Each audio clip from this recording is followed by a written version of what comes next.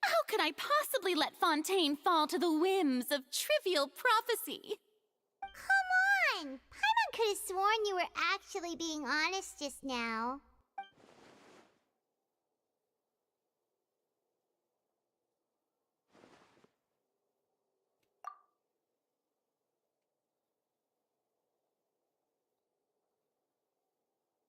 Share my burden. That's impossible. It was fated right from the start that this would be my duty alone.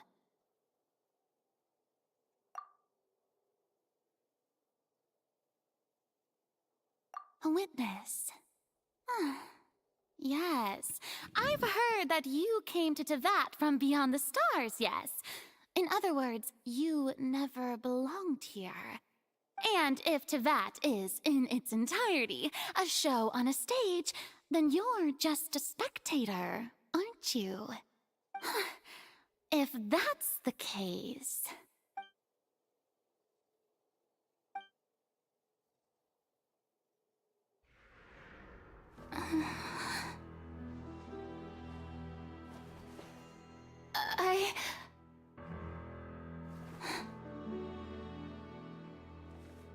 Do it in a song.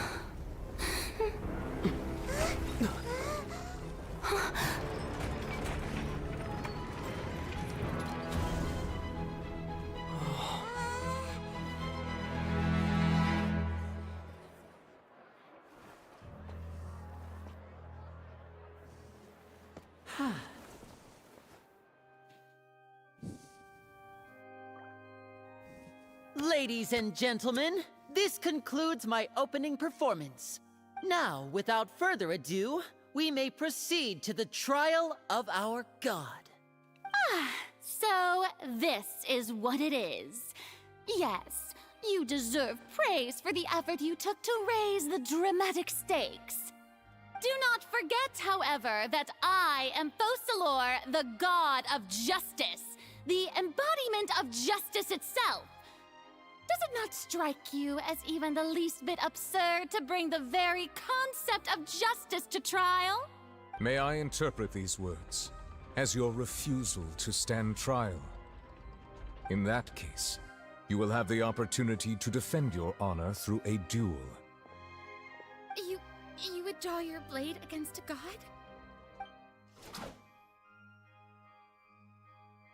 I see. It seems like you have made up your mind.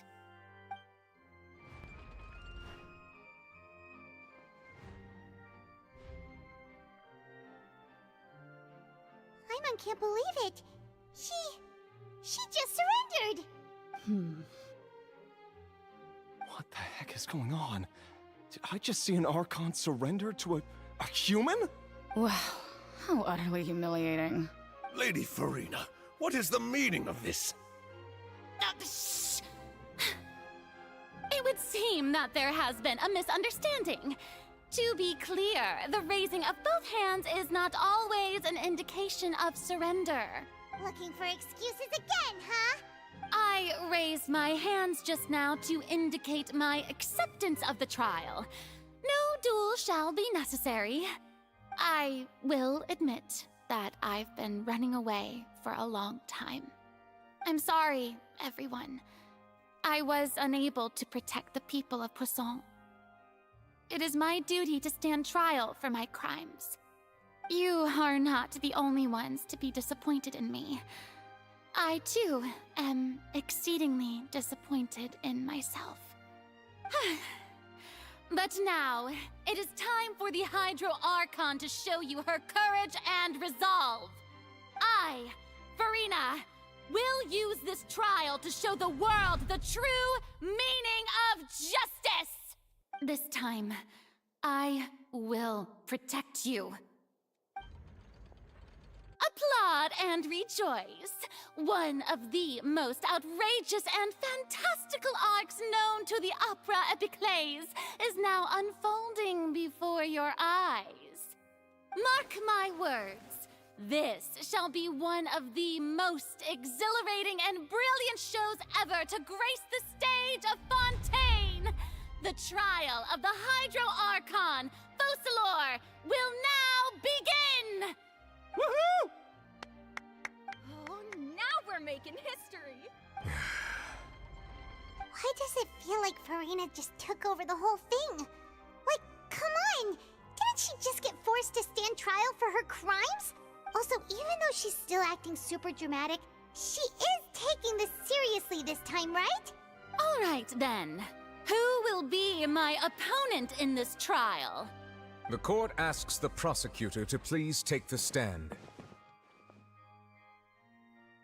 Is that so? Very well.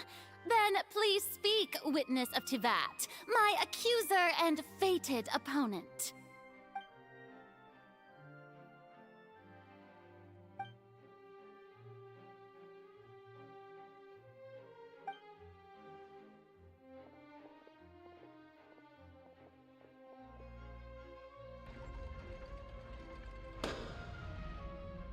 Also, please allow me to ask, as a final question before the trial begins. Just how much work did you do to force me onto this stage? Well, we did do a lot of prep after the meeting that day. I can go over the tasks assigned to the Spina di Rosula, since they were rather straightforward and easy. Navia, the president of the Spina di Rosula. Most of the people who participated in the disturbance this morning were my subordinates. They changed into plain clothes and came to the Opera House as regular audience members, waiting for the perfect opportunity to incite insurrection against you. The people's resentment against their Archon has been building as more and more of the prophecy is fulfilled. A spark was all we needed to turn smoldering anger into a flame. Moreover, according to our understanding and analysis of you, when something like that occurred, you would likely flee the scene and head to Poisson by yourself. So, we arranged for a second group to lie in wait there. So, you mean, the ones who scoured the settlement for me were also from the Spina? And their goal was to force you to step into the giant magic box so you may personally participate in the greatest magic performance in all of Fontainian history. That's right. That house was a magic box, rather than someone's residence. As the super ultimate version of the setup that I used when I first performed at the Opera Epiclese, the volume of the box was increased by a whole order of magnitude, and the distance it traversed was the entire gap between Poisson and Aranias. Its cargo, of course, was an Archon instead of a human. My thanks, Farina. Without your help, we could never have pulled off such an extraordinary performance. You're welcome? Of course, this performance was only made possible with Father's support. The House of the Hearth spent a massive amount of labor in Mora to pull this off. We had to select a location, construct the giant magic box, dig a tunnel, and open up a path through the water. It was a lot of work for all of us. So, in other words, the earthquake that we felt within the giant magic box was just a normal tremor from the transportation of the whole house? That's right. It wasn't a sign of another disaster to come. Then, I can guess Nervilette and Cloran's parts. You gathered a crowd, prepared a stage, and made sure that the champion duelist would be immediately ready for a fight. Also that as soon as I appeared on the stage, the trial may commence without a hitch. Am I right? Yes, that is correct. Well, Clorand, I must commend you for your courage. Only the most outstanding champion duelist in all of Fontaine would accept a duel with an Archon without flinching. Thank you. As for you, Traveler, I suppose your role was to keep me distracted with conversation once you found me in Poisson. You'd make sure that I didn't notice anything amiss before revealing yourself as my prosecutor once we'd arrived onto the stage. Oh?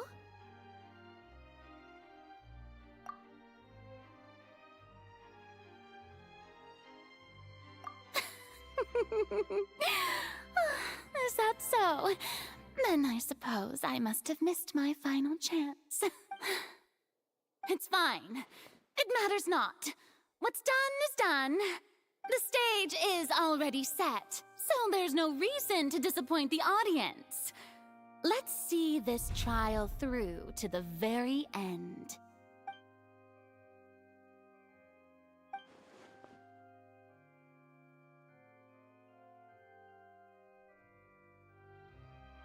Sir Prosecutor, please allow me to pass this along. This is a document that Miss Charlotte applied for and received permission to share with you during the trial. According to her, it should speed up the proceedings. Huh? Charlotte wanted to give us something? Oh, so she's here too! Hey, Charlotte! Oh, let Paimon see. Isn't this the exclusive interview that she did with us before? So she's already finished it, huh? Wait. Then that means this document is a perfect timeline of everything that's happened ever since we stepped foot in Fontaine! So in other words, we can refer to this anthology of evidence every time we want to use something from our journey as evidence for an argument! Let's quickly confirm the information in it. Just think of it as a refresher, alright? You defeated the Hydro Archon in the very first duel you took part in at the Opera House. That's one for the history books, all right.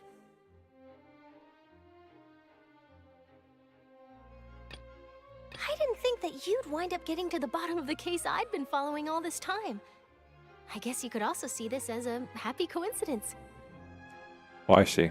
This is the first time Monsieur Neuvillette had a difference of opinion with the Oratrice. Even the Hydro Archon can't figure it out. A Fatui Harbinger. She's an extraordinary person. Her instinct must mean something. The fortress of Meripede was almost destroyed in a single day. That I didn't witness that scene personally will always be a source of professional regret, I think. According to Monsieur Neuvillette, both Child and that whale should have been in the primordial sea at that time. I nearly lost my awesome friend Navia. To be honest, that still gives me shivers. The words of someone as extraordinary as a witch can probably only be truly understood when something surreal happens to you. Got it. The prosecution and the defense are both in position. The trial shall now begin. Dun dun. Dun dun. Oh, come on, Neuvillette. There's no need to repeat all the unimportant legalese. Ah, okay. Just fast forward to the part where the prosecution lays out my offenses. As the defendant and the lead actress of this performance, I still haven't even been informed of my supposed guilt in all of this. Of course, it is only natural for humans to struggle to understand the actions of a god. However, you will need more than that to convict me of a crime. That's true, but my charge here is unrelated to your conduct as an Archon. Instead, I would like to charge you as a fraud who's never been the Archon in the first place. Wait, what was that? Lady Farina's a fraud? Hey, I came here thinking that we were going to try the Hydro Archon for forsaking her duty, but did I hear that right? She's not our Archon at all? Charge accepted. Lady Farina, do you plead guilty to the charge? Lady Farina. I plead not guilty. How can I be guilty? There is no way that I, Focalor, otherwise known as Farina de Fontaine, a member of the Seven and the Regina of all waters, kindreds, peoples, and laws of Fontaine, could be anything other than your true Archon. Yeah.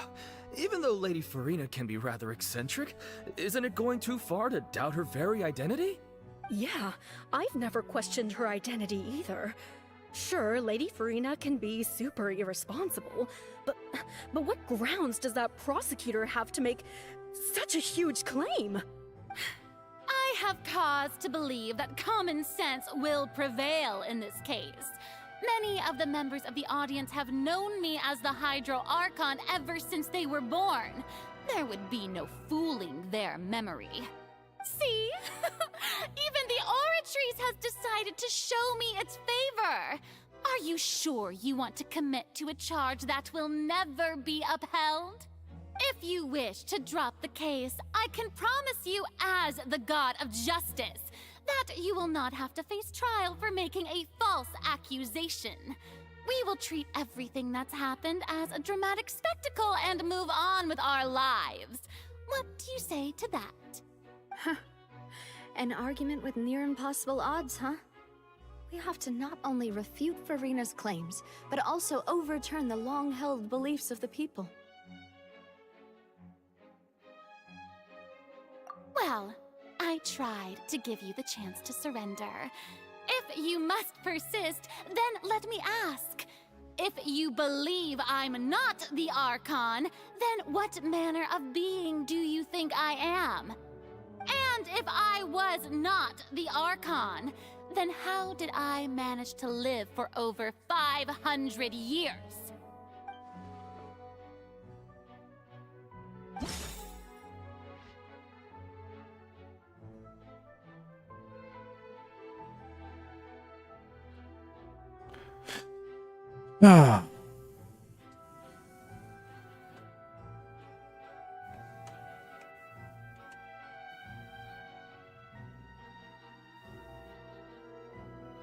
Yeah.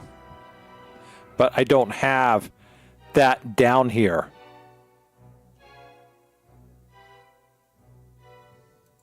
It looks like child's...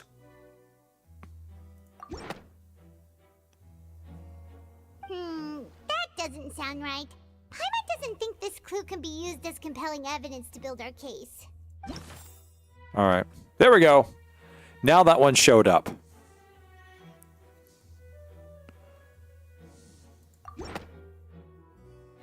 First of all, you may be a member of another long-lived race, which would allow you to naturally possess an extended lifespan.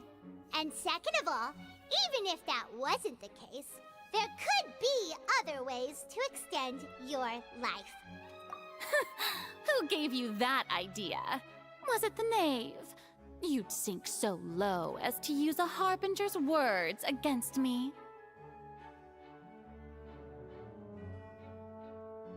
A curse?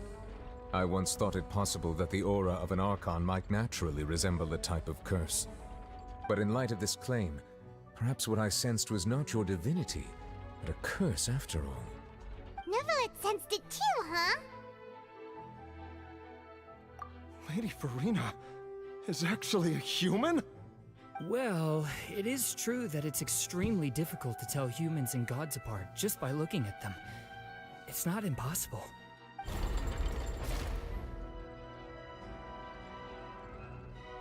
Well, don't start celebrating too early now.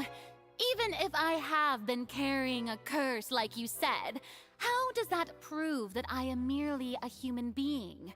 Besides, everyone knows that the main difference between a human and a god is the possession of authority. Gods can do what humans cannot. That's why they're worshipped as gods. For centuries, manifestations of my authority have served the nation of Fontaine. One need only to turn their eyes towards the Oratrice Mécanique d'Analyse Cardinal in this very opera house, or consider the endemnitium that is used in every aspect of life.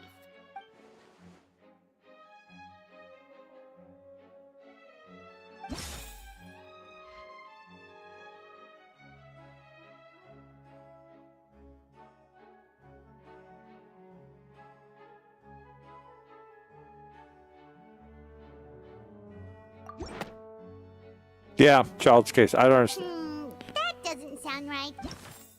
Yeah, there we go. You tried to reference the Oratrice, but weren't you as confused as all the rest of us when the Oratrice declared Child to be guilty without any proof? Otherwise, you should have come up with a good explanation for that by now. Didn't I make myself clear at the time? The decisions of the gods are naturally difficult for humans to comprehend. There is no need to provide an explanation. Lady Furina, I believe a reminder of your current circumstances is in order. While the court is in session, the principles of justice and the law must come before all else. While you are an Archon, you are also first and foremost the defendant in this trial. You will prove yourself unable to defend against the prosecution's charges if you continue to withhold vital information against the rules of the court. I never thought you'd use that kind of rhetoric against me. That was no trick of rhetoric, Lady Farina. I've merely reiterated the rules of the court. Rules that all should respect and follow. So, you neither knew why Child was declared guilty, nor did you understand the structure and operations of the Oratrice. Instead of having been created by you, the manifestations of authority you mentioned have been made by the real Hydro Archon, haven't they? The real Hydro Archon? Well, now you're really losing me. It is true that I did not know why the Oratrice gave out a guilty verdict that day. But the Oratrice handed out that verdict unilaterally, and it has been operating independently ever since it was first created. You can't argue that just because a divine creation is flawed, that the god behind it must also be no god at all. She's still throwing out all kinds of excuses. Seems like she's confident that we won't be able to produce proof that she has no power over the Oratrice. My power as an Archon. There are many ordinary citizens in the audience. How can I just carelessly demonstrate the formidable power of an Archon? If that poses a concern, I'm prepared to extend my protection to the audience. You don't need to go that far.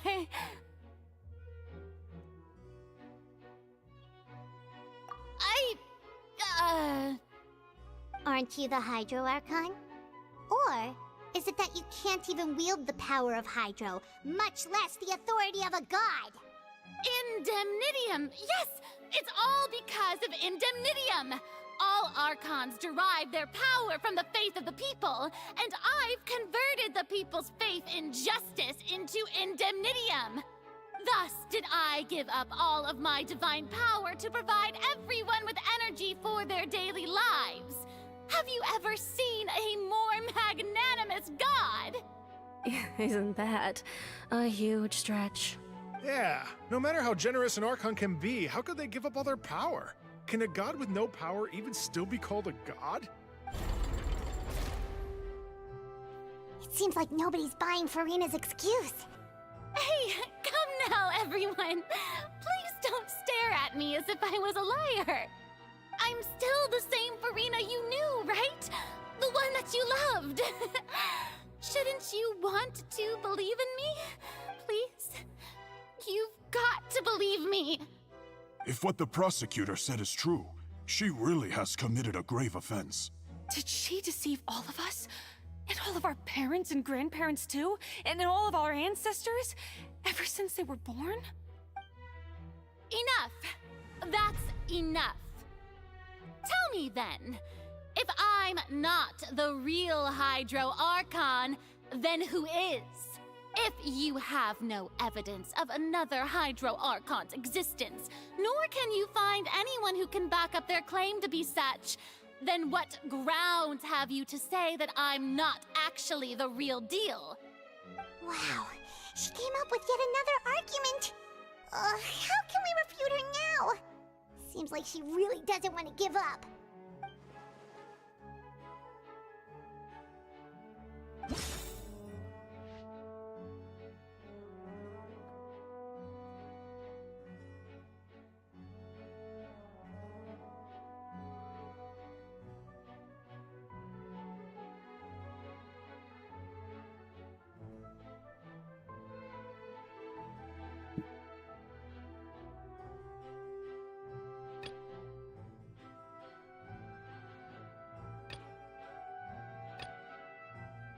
Okay, I see.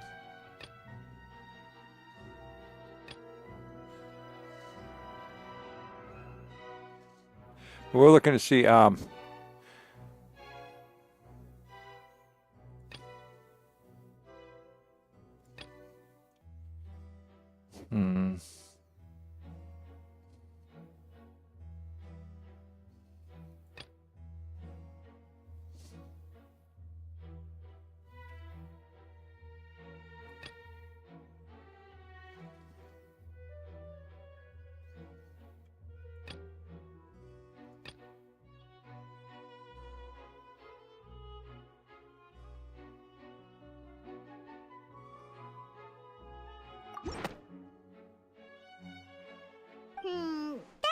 doesn't sound right.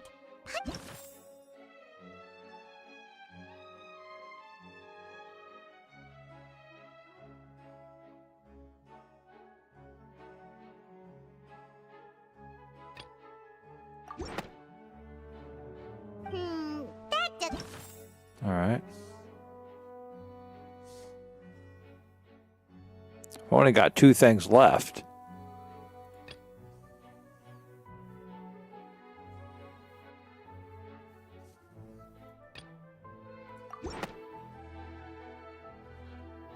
It has been established that all Fontainians can dissolve in water from the primordial sea. And that means... Since you insist on claiming to be a god and not a human, then there's a method that you can use right here and now to eliminate all suspicions of you being the latter. Miss Navia, please apply to serve as a temporary attorney for the prosecution before addressing the court. Though you act in partnership with the prosecutor, you must still adhere to proper procedure. Super sorry, Monsieur Chief Justice. I swear this really will be the last time that I'll speak out of turn. I doubt it. Now, I've brought some seawater from Poisson. As everyone knows, a massive flood struck the area not long ago, taking many lives, including those of some of my closest friends. So, Miss Farina, would you dare to touch some of this seawater? If we are to believe that you are indeed the real Hydro Archon, touching this seawater would have no effect on you. All it should do is strengthen your case. But if you don't dare to touch it, then we would have basically proved the reverse.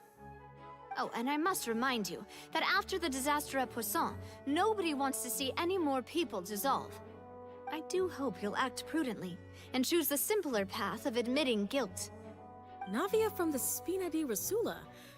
The Spina has governed Poisson for many years. I guess her suggestion is valid. If Lady Farina is indeed just a human, she's probably Fontainian like all the rest of us. Would she really dare to try?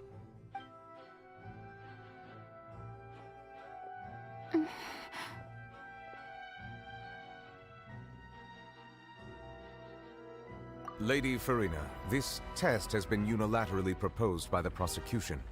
As it falls outside the realm of standard court proceedings, you possess the right to decline participation. Well, of course he had to tell her that. But refusing to participate is basically the same as a confession of guilt. She's just staring at the water without saying a single word. It really does seem like she's quite terrified of it. That could only mean... What's going on? Is she really planning to... that's not what we thought she would... Due to the inherent risk of the test, Lady Farina, you may...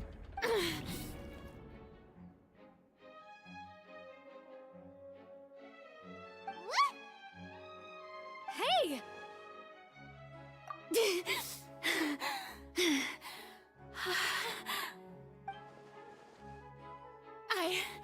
I'm fine! Look at me, everyone! My hand is still here! I haven't been dissolved! You're wearing gloves. Will you believe me now? I really am your Archon! I'm nothing like a normal human who would fall apart as soon as they touch this water! Really? Was this not the most obvious thing in the world? Miss Siegewin? If you're present, Miss Siegewin, please come forward and attend to the defendant. Siegewin? Don't be nervous. It'll just take a few seconds. Let me see. That should be enough. Please announce the results of your evaluation to the court, Miss Siegewin. As everyone doubtlessly saw, Miss Farina was displaying symptoms of hyperventilation and flushed skin. These indicate that she was experiencing the adverse effects of exposure to primordial seawater. The extent to which she was affected is the same as other humans when exposed to primordial seawater of a similar concentration. Thank you, Miss Siegewin. Lady Farina, you may return to the defendant's stand. Oh wait, what did she just say? I didn't get dissolved! Shouldn't that be enough to prove my innocence?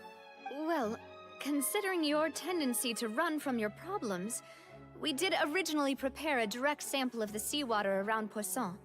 However, after extensive discussion, we exchanged it for a sample that is not concentrated enough to dissolve an actual human.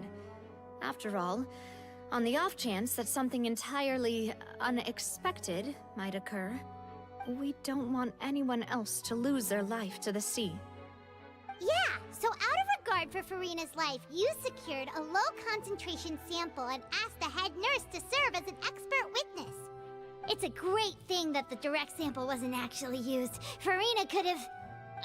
I can't believe... you...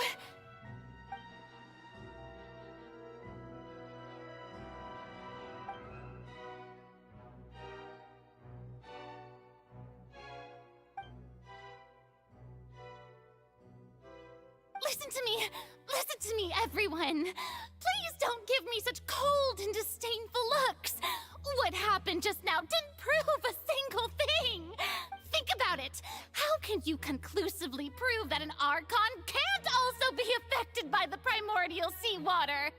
Also, if I was really just a human, why would I dare to just put my hand in that kind of water?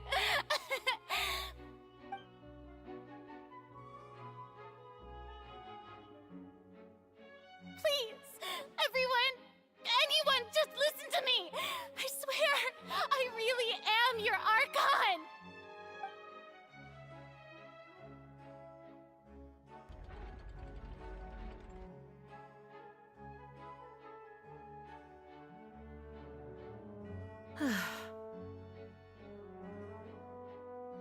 I don't think anything she says at this point will sway anyone. The odds are just too stacked against her now. With all the things that have been said, Paimon doesn't think there's any way left for Farina to win. I believe the time for arguments and presentation of evidence has come to an end. If there are no objections, we will move on to the final judgment.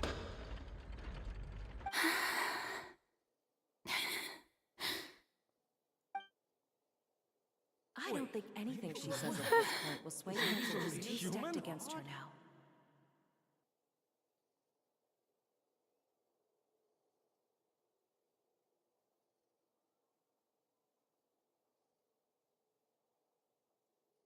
In my capacity as Chief Justice, I shall now render judgment on Farina's misrepresentation of herself as the Archon of Fontaine. As a human who knowingly deceived her fellow citizens, Farina is... guilty.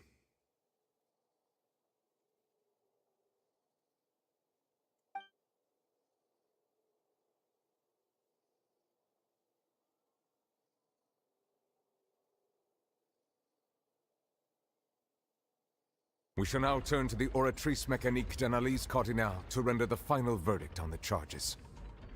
And of course, it's going to vote in her favor.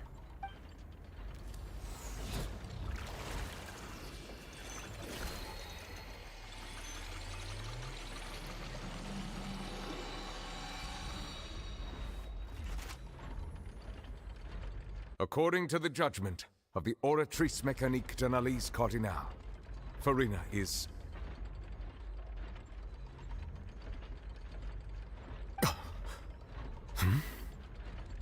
Well, what's wrong? What's the Oratrice's verdict? No, the Oratrice also displays a guilty verdict. Isn't that correct, then? However, the exact wording of the verdict is thus. The Hydro Archon, guilty, to be punished via the death sentence. The death sentence? That's actually one of the available sentences? I've always thought that it was just a myth. The one and only time the death sentence has been handed out at the court, and it's been given to the very person we've worshipped as the god of justice? What an unexpected twist. Farina's been sentenced to death by the Oratrice? We just wanted to use the trial to show her the seriousness of things so she'd tell us the truth.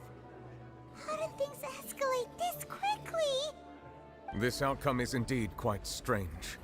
According to Fontaine's current definitions of justice, as well as its recommendations for criminal sentences. Is this sentence really appropriate for the crimes that have been committed? Yeah! Even Fontaine wasn't sentenced to death by the Oratrice. You know, the real evil mastermind behind the serial disappearances case.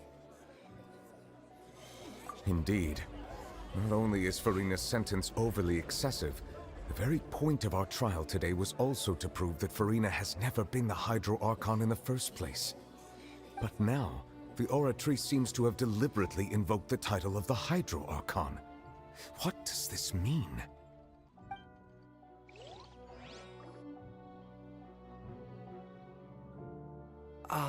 Excuse me, if I may interrupt. Is the trial still going? Fremine! You finally made it. I assume this means you've completed your mission? Mm-hmm. Any mission Father assigns to me will always be top priority. Is that the first prophecy slate? Huh. So the knave privately arranged for Fremine to try and find the missing slate. I looked everywhere and finally found it at the bottom of the sea. It took me a long time to get around some dangerous stretches of water. But has the trial already concluded? Then doesn't that mean I've come too late? Oh no. Thank you for your hard work, Mr. Fremine. Please allow me to review the record left on the slate. Traveler, I believe that you have already seen the other existing slates, and would like you to come here and confirm their contents. Huh? So what do you see? What is it?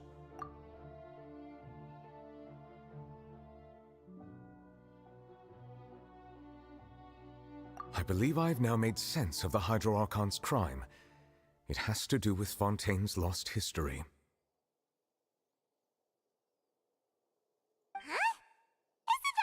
Archon just guilty of deceiving her people?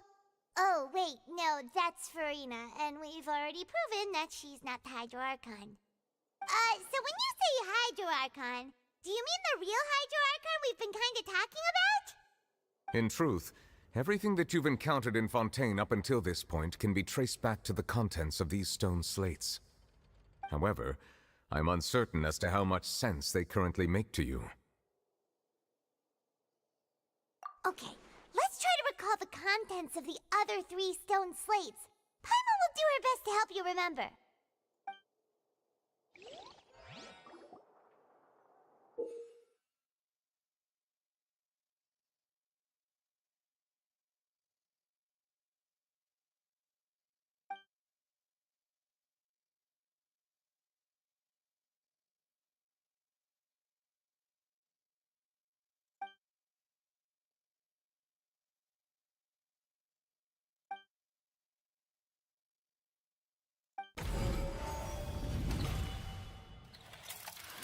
All right, let's see what I can do. This slate describes what you just said. It seems to show the previous Hydro Archon using her divine power, and then the Oceanids turn into humans. Therefore, the primordial ocean would be turning the humans back into Oceanids. Does that mean that Fontainians are transformed Oceanids? Oh, Paimon wasn't expecting that. But if Oceanids can turn into humans, then perhaps this process can be reversed as well. The second stone slate shows Celestia floating in the sky, and the Hydro Archon and her people worshipping it together. But the heavens still brought judgment down upon them. This must be the point when the Hydro Archon and the Fontainians were branded with their original sin. Does this mean that the original sin and the Hydro Archon sin are the same thing? The third slate shows the Hydro Archon sinking into the sea surrounded by many people. That reminds Paimon, didn't we also watch that happen to someone else? Well, the fourth slate is the prophecy the Fontainians have been talking about. People dissolving into the sea, the Hydro Archon crying on her throne, and so on. We didn't believe that such a crazy disaster could happen at first, did we?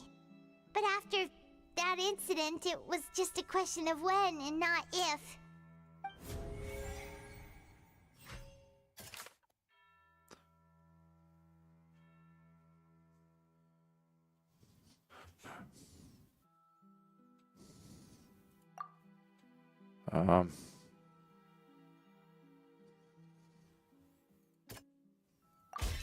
We know from the case of the serial disappearances of young women that Fontainians can be dissolved in primordial seawater, and the first stone slate tells us that long ago, the Hydro Archon used her power to turn Oceanids into humans. This might be the reason that Fontainians can dissolve.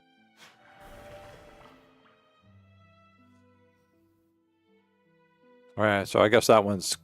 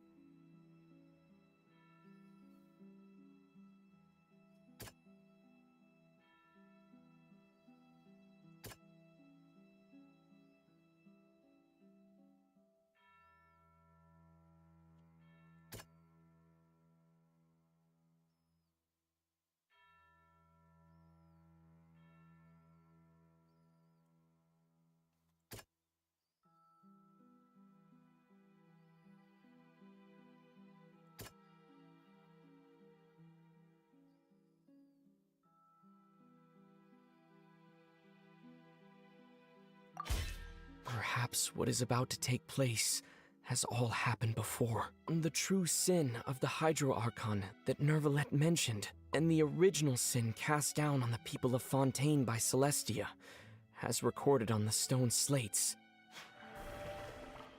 Ooh. Okay.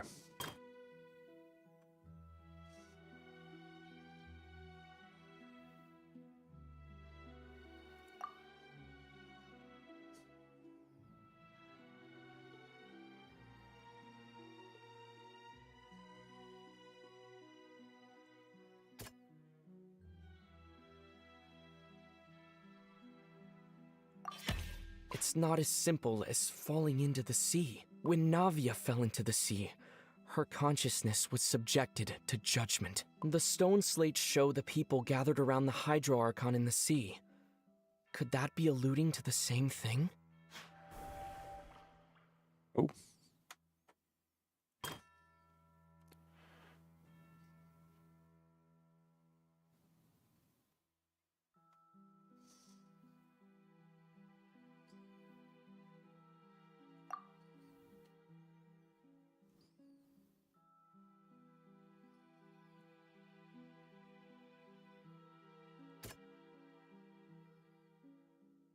That doesn't sound... Okay.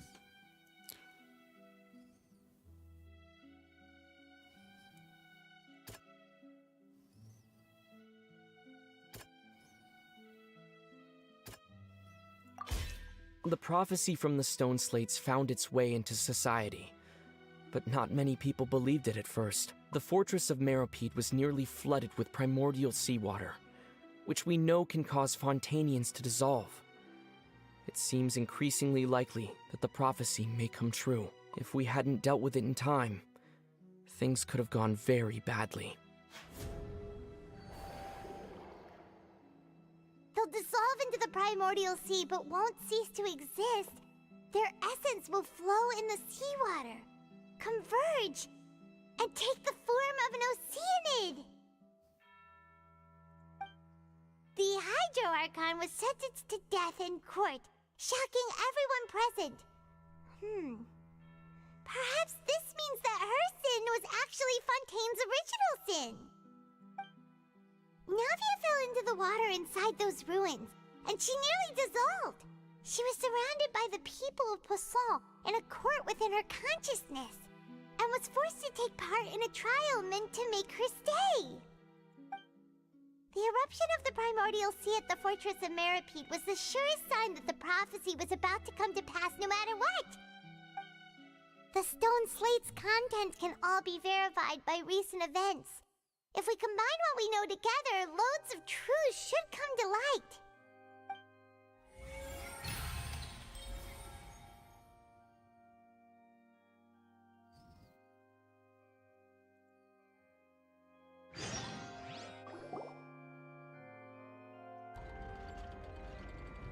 Huh? Oh, Paimon gets it now! So that's how you can make sense of it. But then it feels like we're going to have to share some truly shocking revelations. Let's hear them.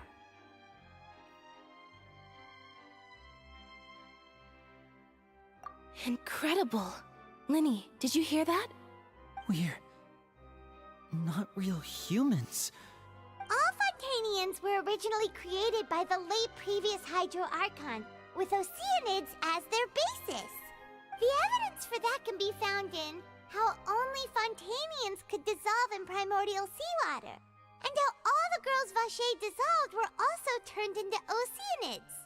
Oh, and according to Navia, when she was about to get dissolved, she also saw everyone gathered around for a trial, all of them in the shape of Oceanids.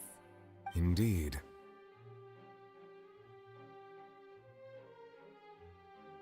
Yeah, and it follows from the content of the first slate that she probably angered Celestia by creating humans without prior permission. That could also explain why the Oratries judged the Hydro Archon to be guilty. It's to account for that ancient sin. The Hydro Archon's true sin was creating us? And yet, after many hundreds of years, the Hydro Archon's creations have turned around to try to judge the Archon within the Opera Epiclese.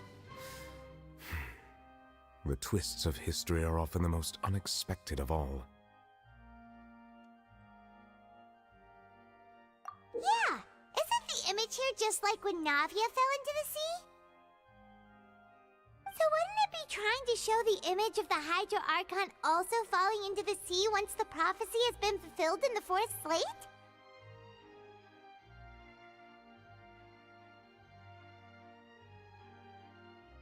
In the end, the people will all be dissolved into the waters, and only the Hydro Archon will remain weeping on her throne.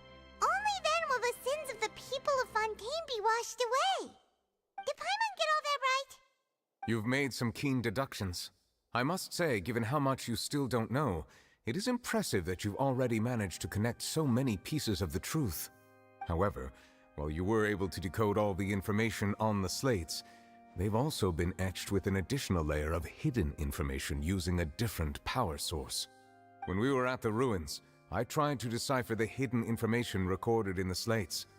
But since we only had 3 slates at the time, I was unable to come to a full conclusion. Now that the slate collection is complete, I shall make another attempt to decipher the narrative recorded within. If everything goes well, we should finally be informed of the unadulterated truth.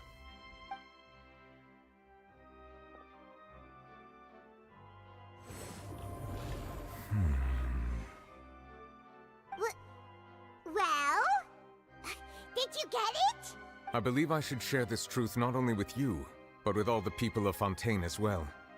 I will try to briefly summarize it for you. Your hypotheses regarding the origin of Fontainians and the sin of the Hydro Archon were both correct. In the Fontaine of old, the previous Hydro Archon sensed the yearning of her Oceanid familiars for life on land.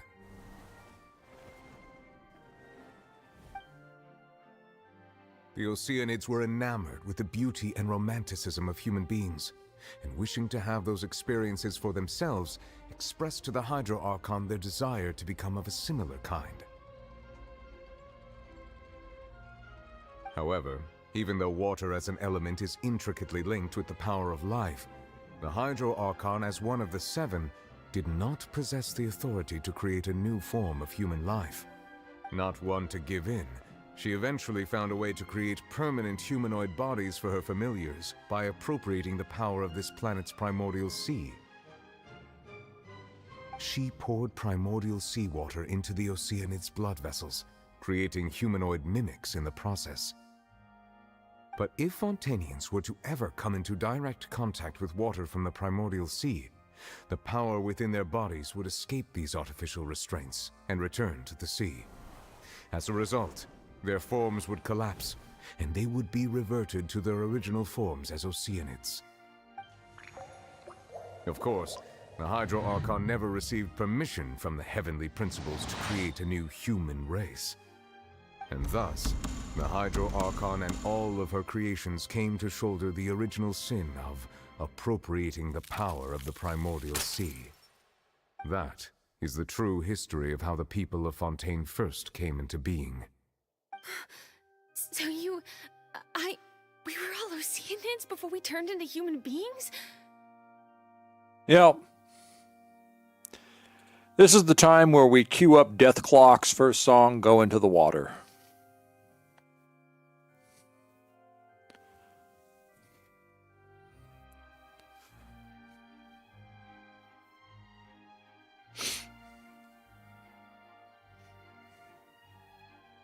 That's way too much information for me.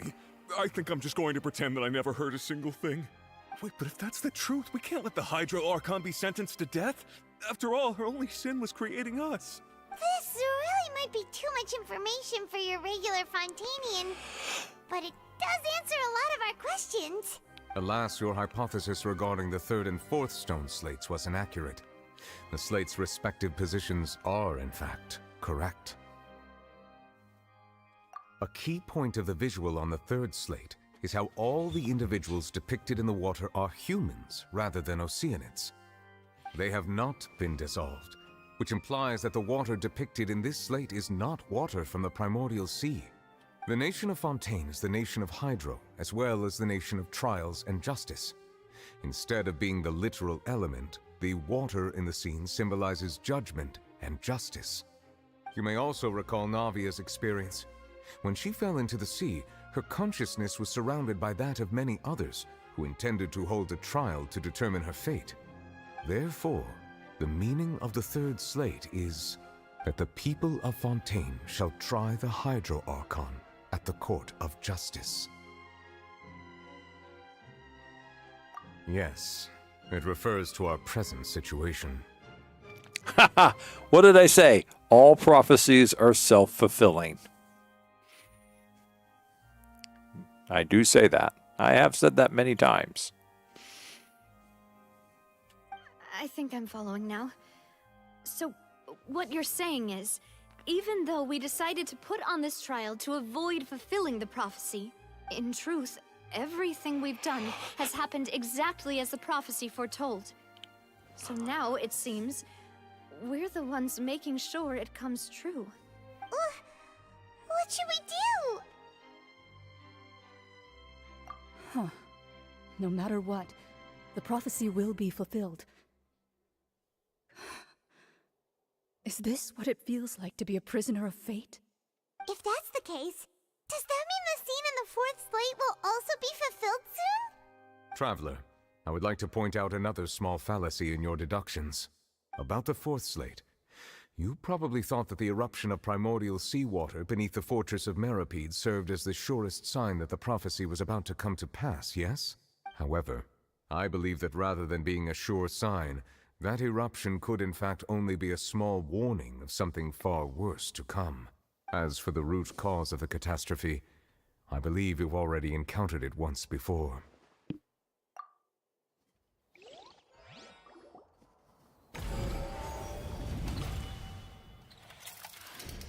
This eruption was just a small warning of the things to come. We must find the root cause of the disaster.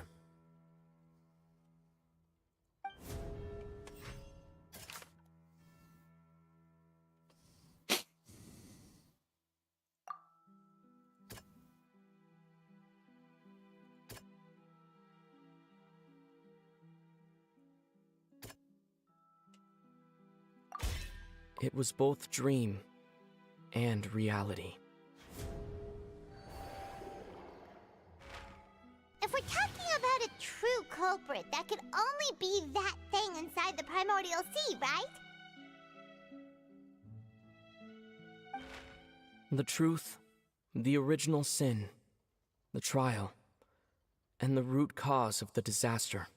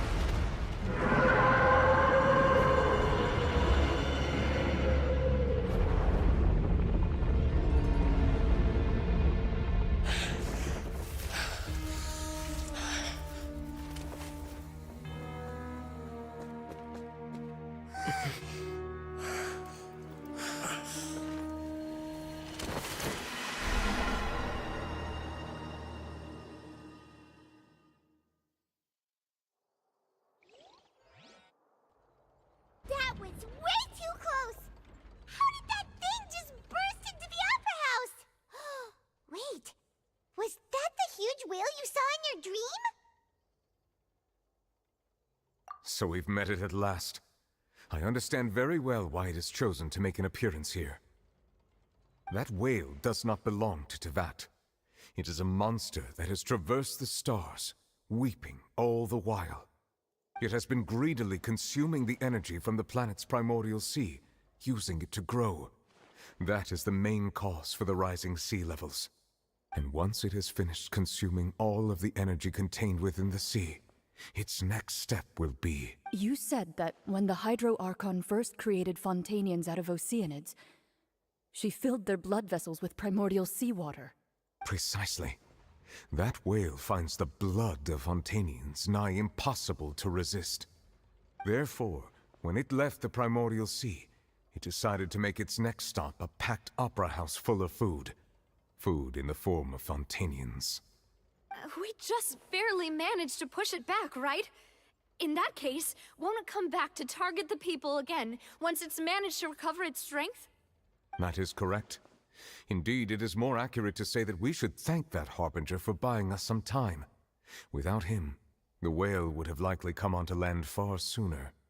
From the way he looked, he must have been fighting the creature for quite a long time. That battle maniac. We've always known that he had a special connection with that whale, but we definitely didn't expect it to help us out like this.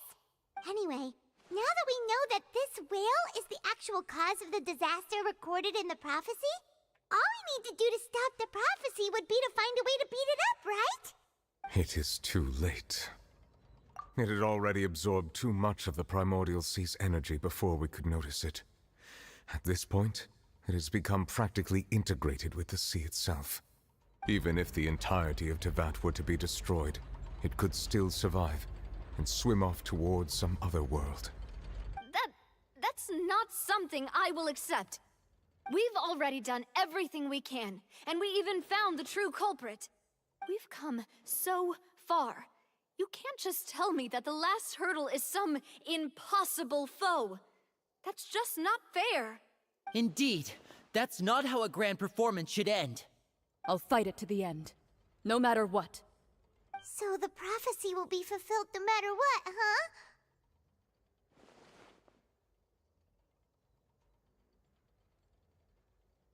The prophecy. Yes, what has been prophesied will be fulfilled. You may view such things as the history of the future.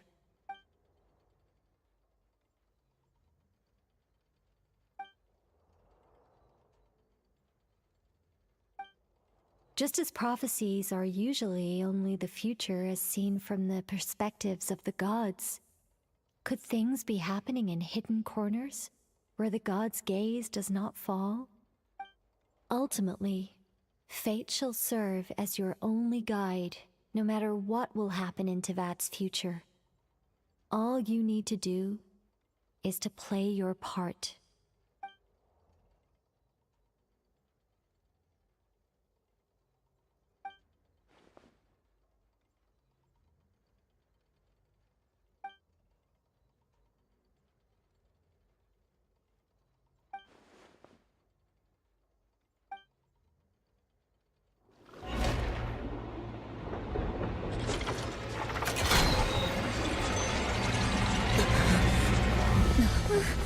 What's happening with the oratories? I believe it is preparing to carry out the death sentence.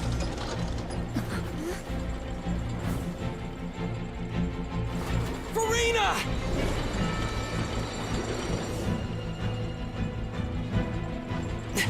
No, I still need answers.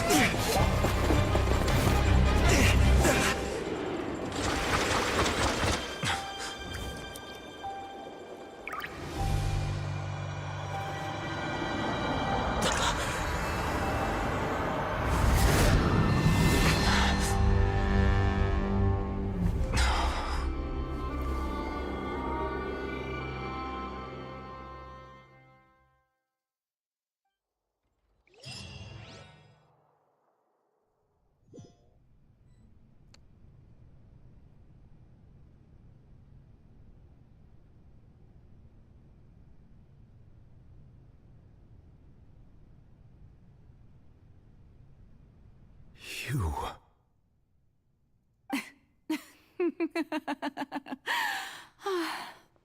Sorry. That shocked expression on your face is just too amusing. I couldn't help myself. You are not Farina. Who are you? The sweet sound of bewilderment. Marvelous. A sure sign that my attempt to deceive everyone was a resounding success. But to answer your question, I am Focalor. You know, the god. Focalor? Why did you deceive us? Oh, that wasn't my goal, of course. Goodness, no. But I had to fool everyone else too, if I was to stand any chance of deceiving the heavenly principles. Deceiving the heavenly principles? It's all because of that pernicious prophecy. Dreadful, wasn't it? Everyone doomed to dissolve. Fontaine condemned to be flooded. One was not amused. In fact, one was positively bemused when that problem was thrust upon me by my dearest predecessor. That's the former Hydro Archon Egeria for the uninitiated. It hardly gets more disastrous than a preordained national catastrophe, now does it? She knew full well that the prophecy would surely come to pass.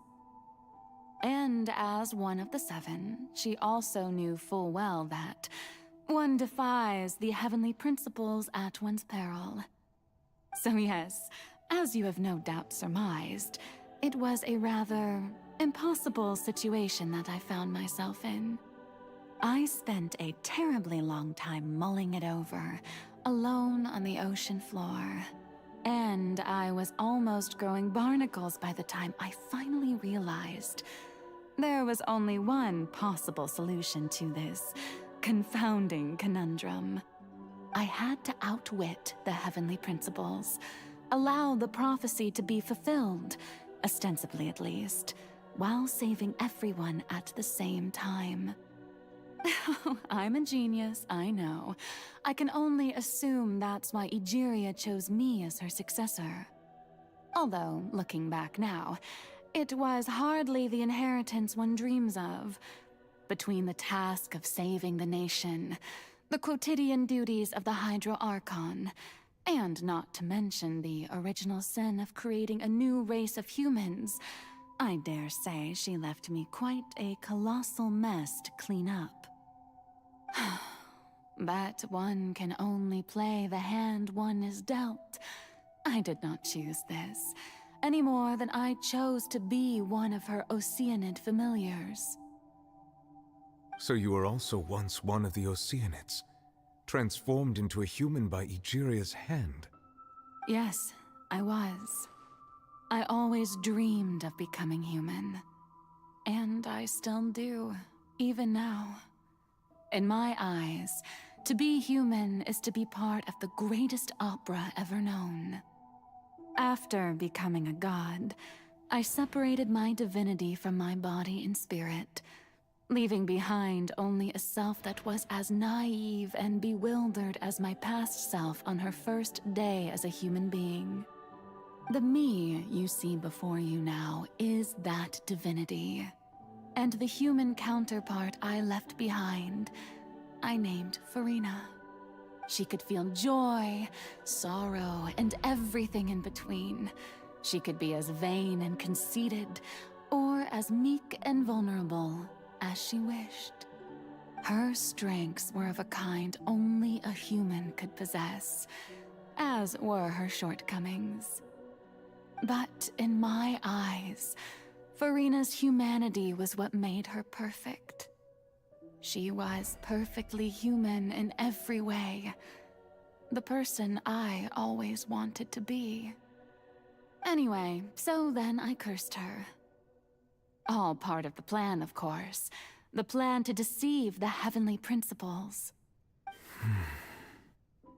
Do you still remember the final scene of the prophecy? The Hydra Archon alone, weeping on her throne. In order that the prophecy might appear fulfilled, I invited Farina to be an actress, to play the part of the Hydro Archon in the prophecy. Under the curse I placed on her, so long as I, Focalor's divinity, continued to exist, she could not die. But nor was she free to live her life in the pursuit of happiness. Instead, she was forced to take the stage in the opera house, to embrace the role of leading lady, to forever play the part of the god from the prophecy, all to create a deceitful appearance of that prophecy coming to pass. I suppose now you probably understand why your court is called the Opera Epiclese. But Farina is only human, isn't she? Even though she has had a long life, her mind is no stronger than that of any other ordinary human being. I cannot begin to fathom what she has had to endure. It must have been torture for her. It has indeed. And although she is, in a sense, me in human form, I most definitely owe her an apology for it. It's been 500 years. And all along, she's been playing her part in the most unimaginably long, unbearably lonely, and agonizingly painful opera of all time.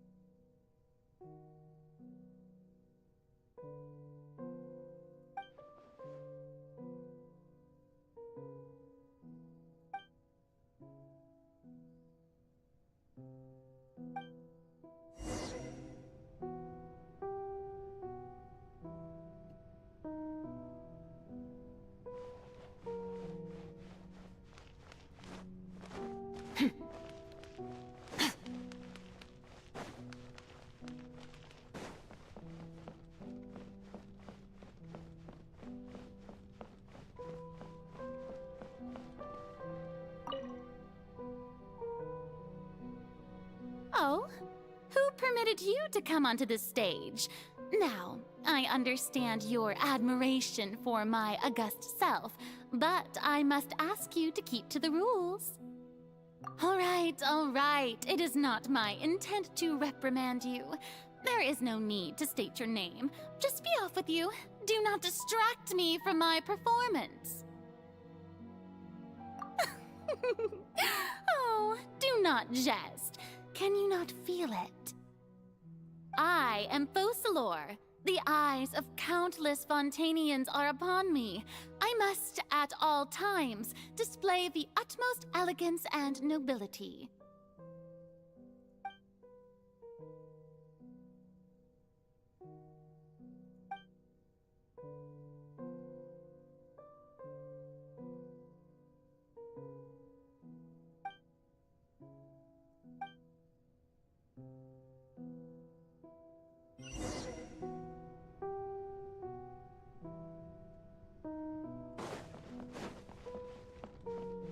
Dear audience, the performance is experiencing a technical difficulty, but worry not.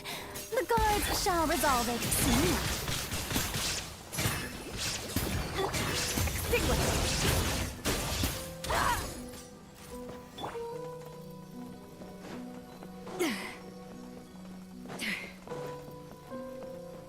Hey, what gives? The audience is still watching me, you know. Guards? Wait, where are the guards? Guards! Oh,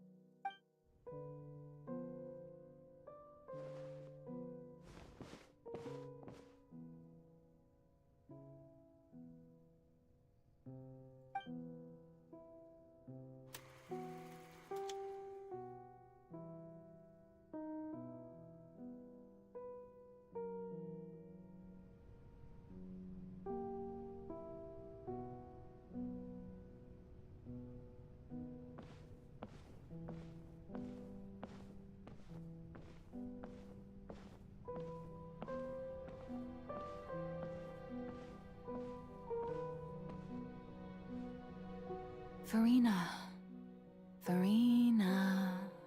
Huh? Who's that? Who's calling me? Where are you? Be not nervous. Be not afraid. I am before you. Wait a moment. You're mirror me? How can this be? Mirror you, huh? You know what? That's not bad. Let's go with that. Mirror me. What do you wish to say? The prophecy. Have you heard of it? What prophecy? Wait. I know. I think. I don't know why, but it's in my head somehow. The people will all be dissolved into the waters, and only the Hydro Archon will remain, weeping on her throne. Only then will the sins of the people of Fontaine be washed away. Oh, very good. You know it well. What's going on? I can't seem to remember anything clearly. The only thing I know for sure is this prophecy. Will it really come to pass? Yes, it will. And that is why I've come to you. Disaster will come to Fontaine sooner or later. Things will develop just as the prophecy declared. There is no escaping it. But doesn't that mean everyone will die? I'm a Fontainian just like them. Will I dissolve too? Oh, don't worry. Magical meetings exist in this world precisely to give people a chance to turn things around. It is the reason why you met me today. I will tell you how to save everyone, but you may have to suffer somewhat. Oh, so there's still hope after all. Goodness, you frightened me. You spoke so much and with so much certainty. As for the suffering, well, I will admit that the first thing that came to mind was, why do I have to be the one to suffer? But if the prophecy will come true, I'll also die anyway, right? So if I've already met you as my magical meeting in this world, if there were scales, with all the people of Fontaine on one side and my pain on the other, is it not obvious where the scales should tilt? You truly are the perfect human, my ideal. I suppose this would also be the justice that belongs to you. Huh? Don't worry, it's nothing. Listen well.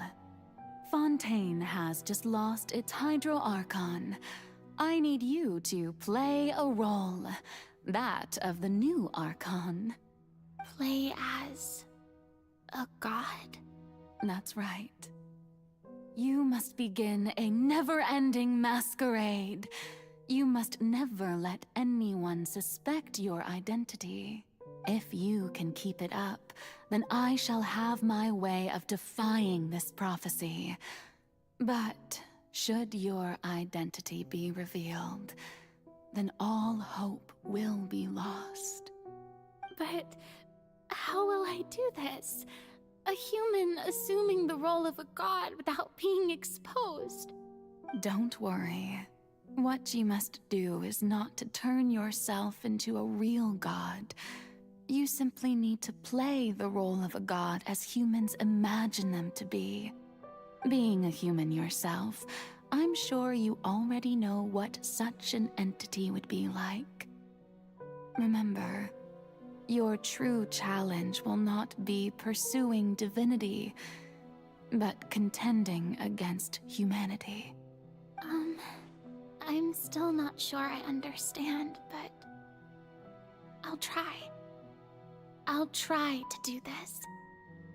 So, how long am I going to have to play this role?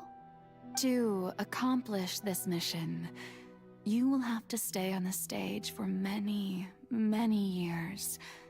You will endure and not grow old until your task ends. But I promise you, all will eventually end in a magnificent and dramatic trial, and everyone will be saved. A trial, huh?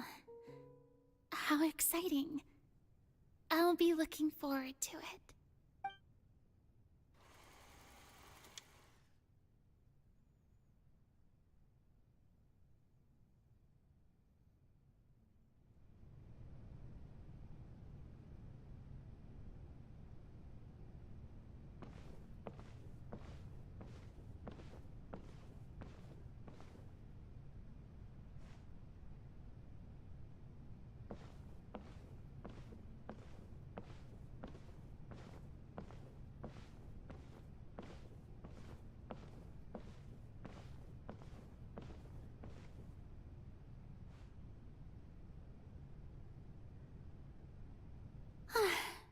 The Maison Cardinalise has announced my accession, but this is my first time facing the people.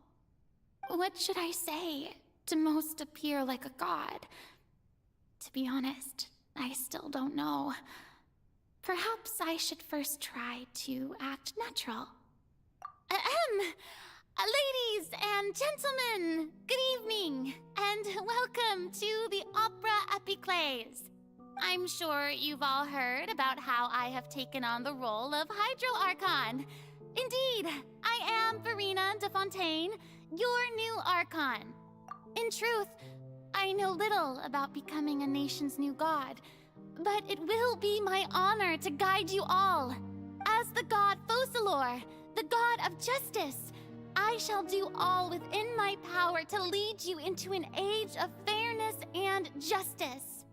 Once again, thank you all for coming. If you should have any questions or suggestions, please send them to the Maison Cardinalise. The future of Fontaine will require us to work together, after all. This should do it. I thought I might stammer, but thankfully, I was able to convey my thoughts just fine.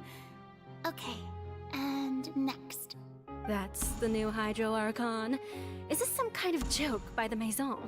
I would have thought that a being that surpasses humanity would be a bit more assertive. Hey, did you hear that? She even told us to send her suggestions there at the end. Shouldn't gods be all-powerful? She's being so modest. What's the difference between her and an ordinary person, then? If you ask me, perhaps the succession didn't actually happen. She might just be a Maison-back puppet. Wait, what's going on? Why is everyone suspecting me of being a fake? Oh, this is bad. If I get exposed here, there'll be no saving the people from the prophecy. Right. Mirmi said that I just need to play the role of a god as humans imagine them to be. Calm down, Furina. Think.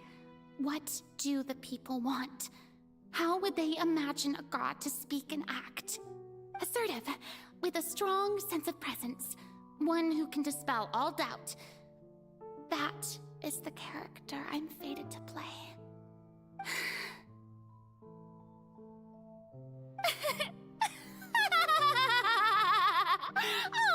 Oh, very good, my people.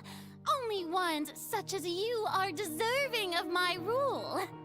Now, I was wondering if some weak puppet were to one day come onto the stage and claim ownership of this opera house, would the children of Fontaine follow them?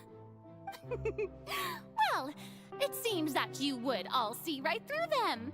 Having passed my test, you are qualified to witness wondrous trials alongside my august self, here in this opera house. You may consider my previous act a door gift of sorts. I thought it was a debut that suited the atmosphere. Now then, let us be reintroduced. Ah, so that was just a performance. How could I have forgotten that we were inside an opera house? Her personality. It's quite shocking, to be honest, but I suppose it's a better look than before. Such a fascinating and bold deity. How wonderful! Our future may yet be bright after all. It seems I've turned them around. Best follow this flow and restart my accession speech. My dear people, whether you acknowledge me or not, whether you trust me or nay, I say to you, keep faith in your ardor for justice. We have heard it said that this nation's sins can no longer be washed away. Well, I say that justice is most fragrant when it blooms amid sin. The scales of justice should not weigh heavy in the hands of its god. On one side, it must carry fairness and justice. And on the other, praise and applause. May law be the prayer on our lips. May judgment be our worship. Let us light the fires and drink to the future of Fontaine! There is no trouble in this world that justice cannot solve. All that is needed is for you, my people, to believe in it, heart and soul. So long as I, the Archon Focalor, stand within the Opera Epiclese, so long as I stand before the Oratrice, I shall even judge the gods of this world!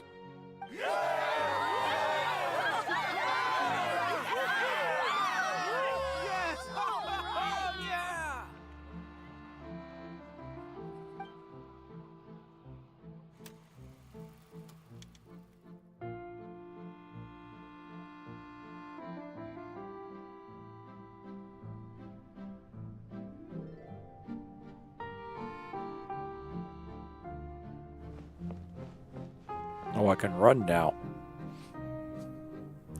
I'm invigorated. Lady Farina, here are today's case reports, as well as a summary of the follow-up for your perusal. Come now. Was I not just at the Opera House in person? Leave these kinds of things to Neuvillette. Besides, none of these trials were the one that I'm looking forward to the most.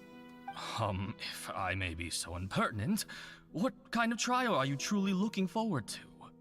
A magnificent, dramatic, and wondrous trial. A trial to end all things. How could you hope to understand? That's true. I fear I lack the ability to grasp your divine thought, Lady Archon. No need for fright, and do not take what I said before too seriously. Go now, do your duties. The trial I await. It will come one day.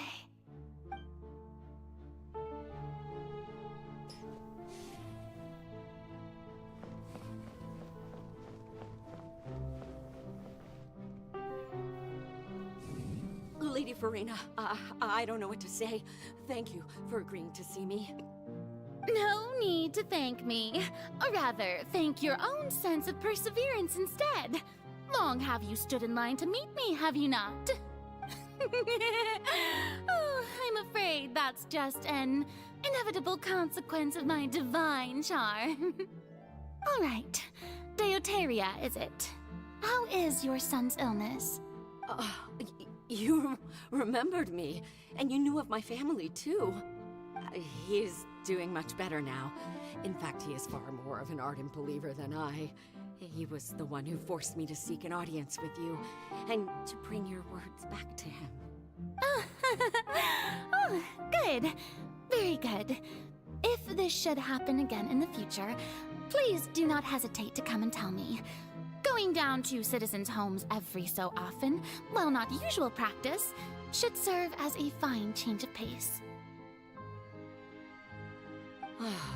You're such a gentle and wise God. Thank you once again, on behalf of my son.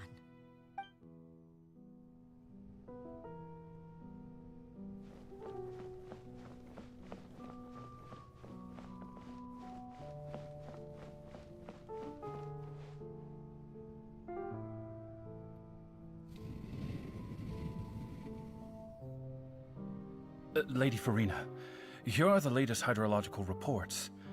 As for the specific parameters you asked to take note of, I'm afraid things still don't look good. I see. It's as I thought then. As your god, I did already expect this, but I wanted to see how far your human wisdom would allow you to analyze it. All manner of signs indicate that the prophecy will still come to pass. Forget it. That's not something you need to worry about right now. Well, as I understand it, the Fontaine Research Institute is also trying to find a way to counter the rising water levels. Really? Have they found anything? I'm afraid that they haven't found any effective solution thus far. Oh, is that so? Well, no wonder. This issue has reached the realm of the gods, after all. Still, their spirit is praiseworthy.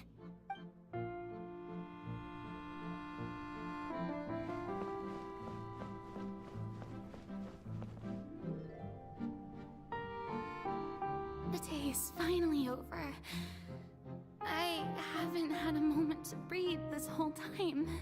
But it's good to see that everything's getting on track. There are no longer any voices of suspicion. Maybe this is fine. I just need to keep going, and everyone will be saved.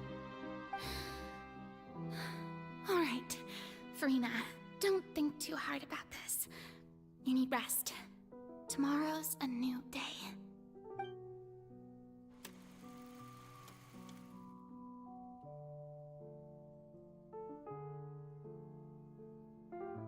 Lady Farina, here are the new trial reports for the latest cases, as well as a summary of the follow-up. There'll be no need for that. I've seen them already. There's no need to go back over scenes I've witnessed in person before.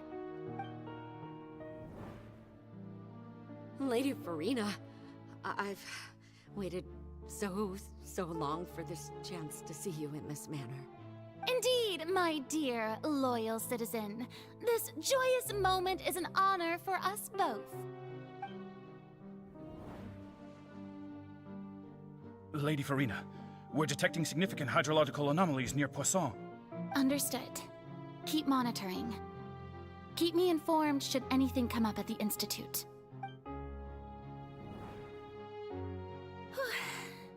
I don't think I let anything slip today. I must show the people that there is nothing to worry about. I just don't know when these days will end. I feel utterly exhausted. Best to rest early today, too.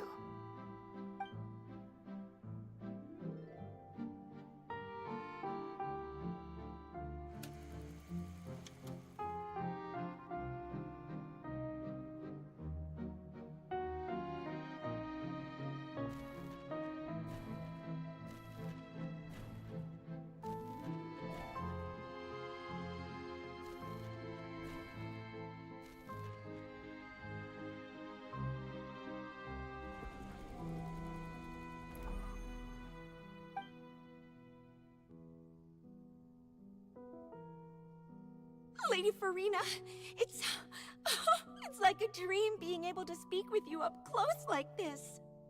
I've heard that the first member of our family who was honored to receive an audience with you was Madame Deoteria, almost 20 generations ago. And what a fine family yours is indeed. It brings me great joy to meet such a faithful believer.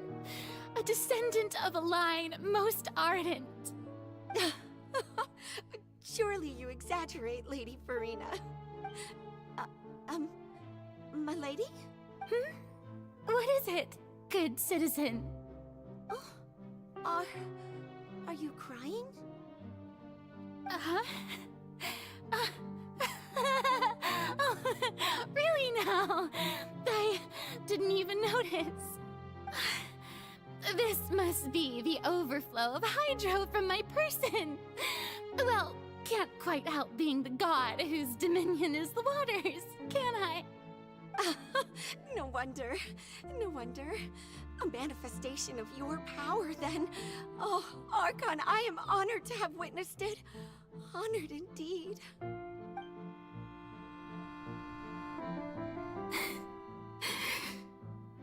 So interminable. So lonely. Just how much longer? Hundreds of years must have passed by now. Perhaps the show must go on for hundreds more. I never imagined that it would hurt so much. Have I reached my limit? No.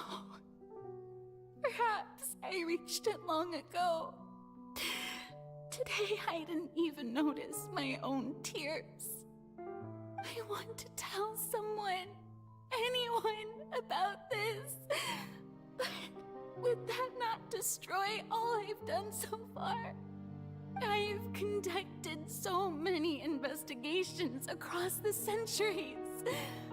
But there's not even a sliver of hope that we might break the prophecy. All I can do is keep heart. I must maintain this act. It is the only way to save Fontaine. Please, mirror me. You have to succeed.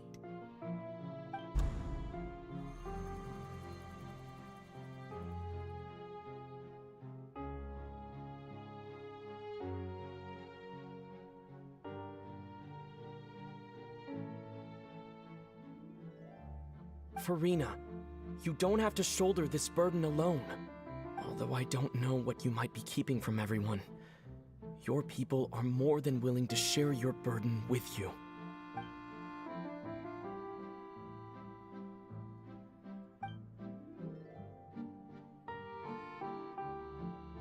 share my burden. That's impossible. It was fated right from the start that this would be my duty alone. But even if your burden doesn't need to be shared, you can still choose to confide in someone. Just share it with me. I'm what you'd call a witness. A witness? Yes, I've heard that you came to Tevat from beyond the stars, yes. In other words, you never belonged here. And if Tevat is, in its entirety, a show on a stage, then you're just a spectator, aren't you? If that's the case... He's right. I could confide in him, couldn't I? But if things don't play out as expected, the people of Fontaine will be the ones to pay the price. No, Furina. You shouldn't be selfish. But what if it's really alright? Furina, you've worked so hard for so long. Surely it would be okay to put yourself first for once. Just this once. Is it such an outrageous thing to do anyway? To find someone in whom you can confide your frustrations and sorrows? Surely it could not hurt. If you let this opportunity slip through your fingers, it might never come by again. Think about it long and hard.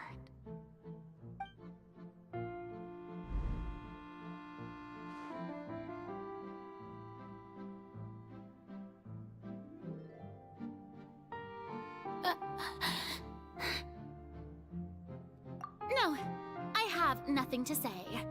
I am Furina, the Archon of Fontaine.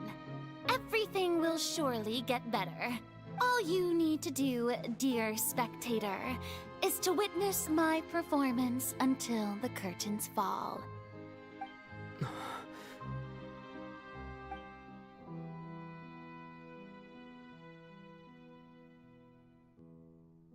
Fine.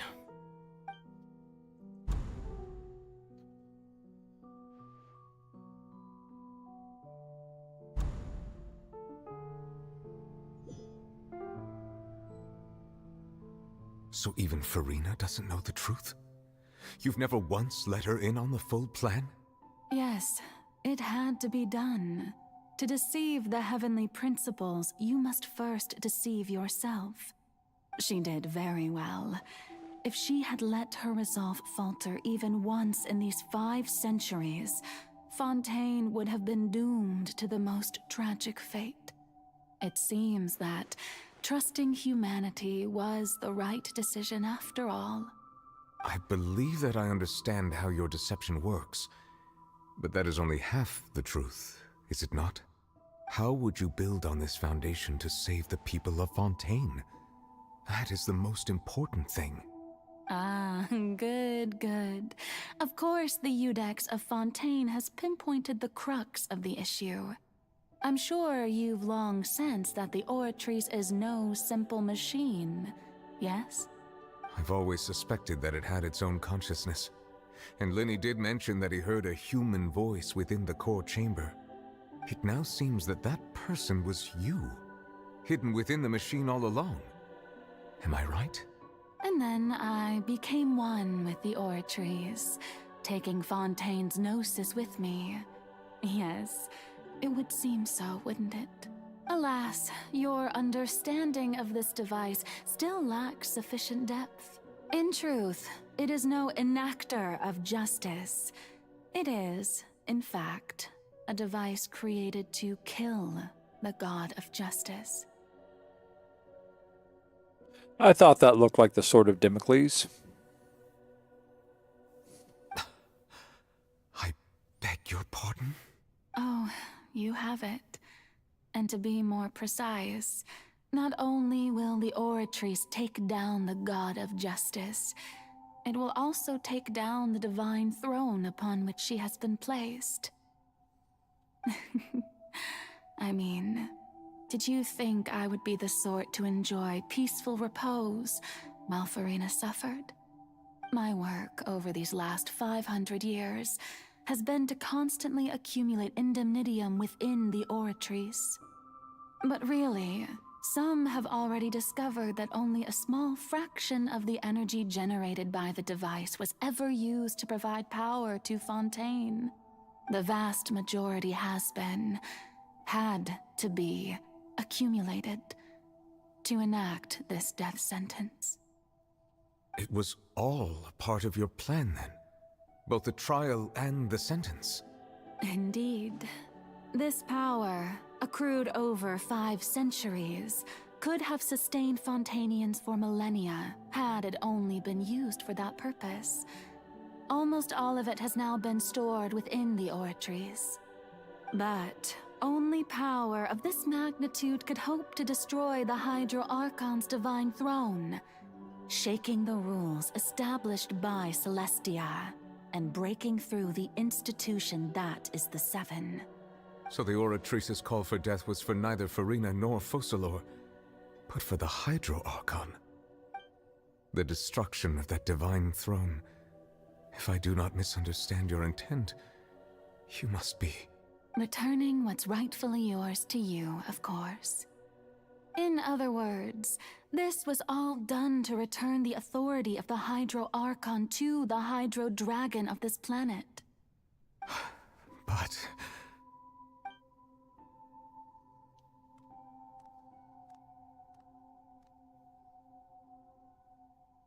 Oh, what? Getting sad again, are we?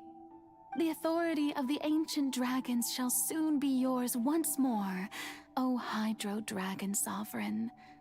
And this is the face you make. All you've done throughout the years is just so you can sacrifice yourself at the very end. I've never quite seen it that way, you know.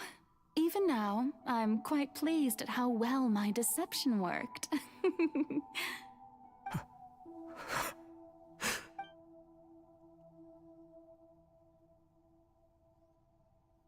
Hydro Dragon, don't cry. I must say, had it been within my rights, I would have loved to judge the heavenly principles themselves. Were they not guilty of essentially the same crime? Egeria stole the power of the primordial sea, and the heavenly principles stole the power you ancient dragons possessed. I, for my part, am the god of justice. And is it not just that your original powers should be returned to you? Speaking of justice, I have always believed that justice lies in the process of pursuing human existence itself. So, if the theft of the primordial sea's might was Fontaine's original sin, then, leaving matters of procedural right and wrong aside, the descent of the Fontainians as humans and their right to exist in this world would be Fontaine's original justice. In other words, existence was Egeria's justice, and to me, justice is the continuation of that existence. Defying the prophecy and ensuring that Fontaine's people shall live on, that should be the justice enthroned over all others.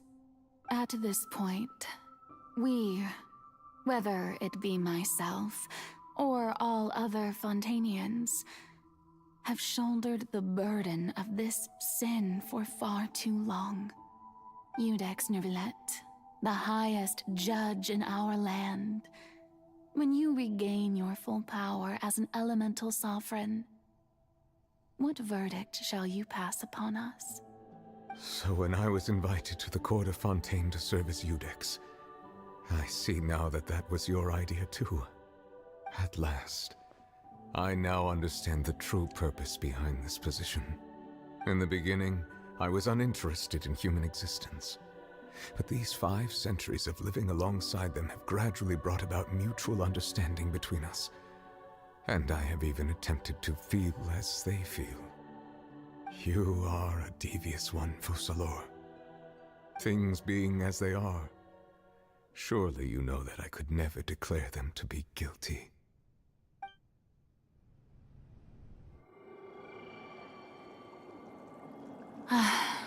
The hour of my execution is almost here. For the sinner, the curtain call has come. I know I may not sound it, but faced with death, I find myself a little afraid. Perhaps this is one thing both gods and humans have in common.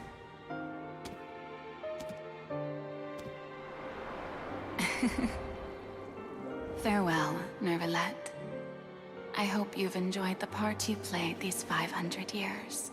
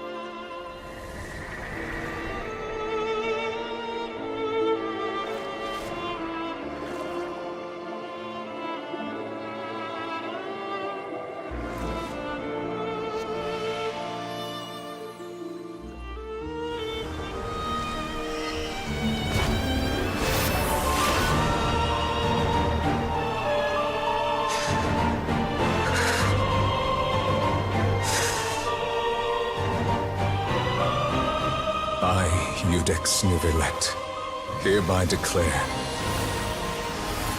people of Fontaine, your sins are forgiven.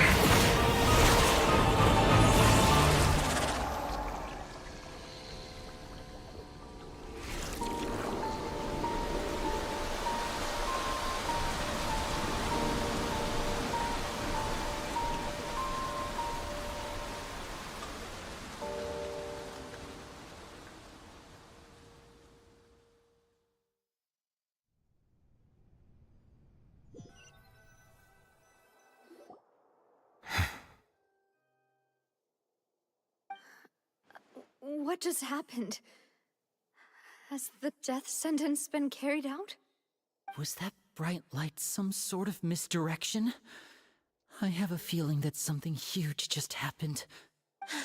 But since we're all still alive and haven't been dissolved, I assume whatever happened was good for us. It's time to end this. We must mete out punishment to that beast. Didn't you say just a moment ago that it can't be defeated? I have gained the strength sufficient to deal with it. Through certain means, I now have the ability to separate the power of the primordial sea from that creature. We should seize the opportunity to pursue our quarry. Traveler, now that the oratories can no longer function, I require an executor to help me mete out justice. The root of the calamities befalling Fontaine, the beast that enacts the prophecy. Its name is the all-devouring narwhal. Narwhals, narwhals, playing in the sun. I don't know the rest of the words. Come with me, traveler. The hour of execution has come. Let's see if I can find it. Narwhal song.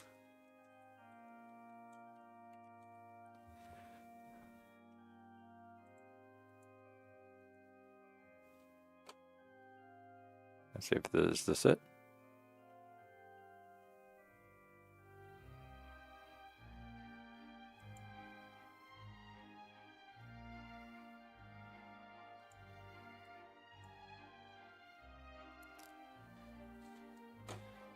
Yeah, well, I don't know if this is the original video, but...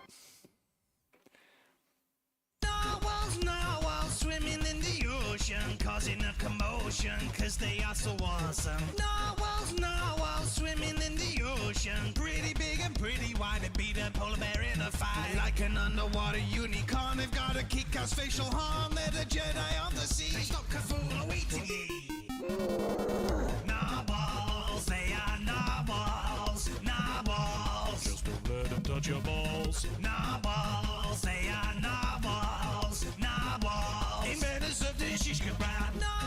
Narwhals swimming in the ocean. Well, let's pause it there before I get bing and dinged. I'll have to leave that up, though, so I can credit it in the YouTube. There we go. Every time I hear them say narwhals, that's the song that pops into my head.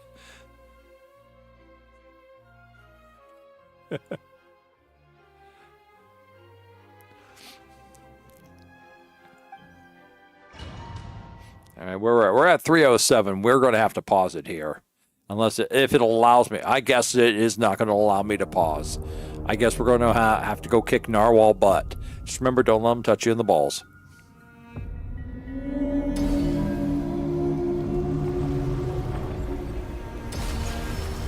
We're going to execute it?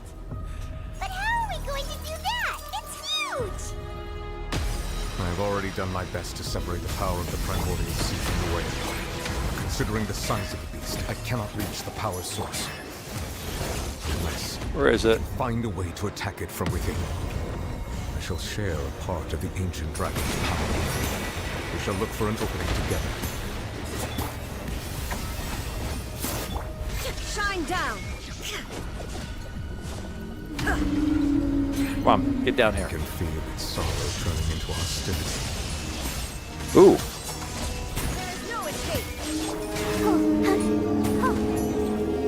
Let's dance. Skirt. Kick butt.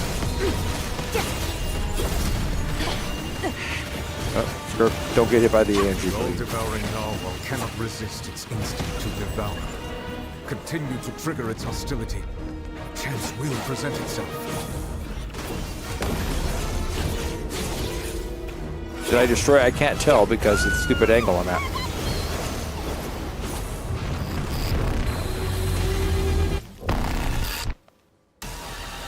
Why is there a hole between me over there? It looks really scary.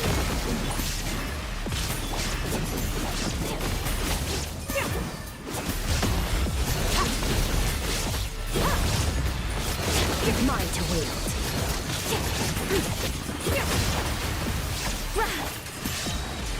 I have granted you my protection. Do not...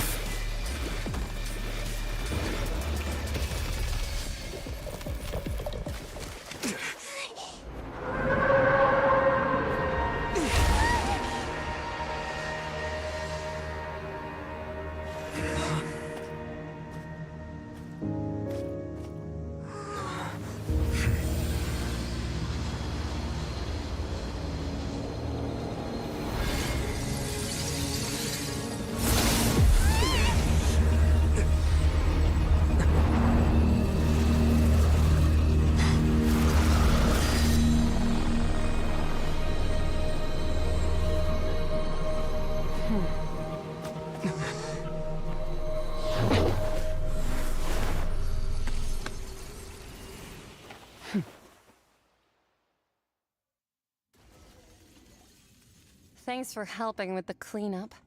It should have been my job, but... oh well. It was just supposed to be a short private training session for me.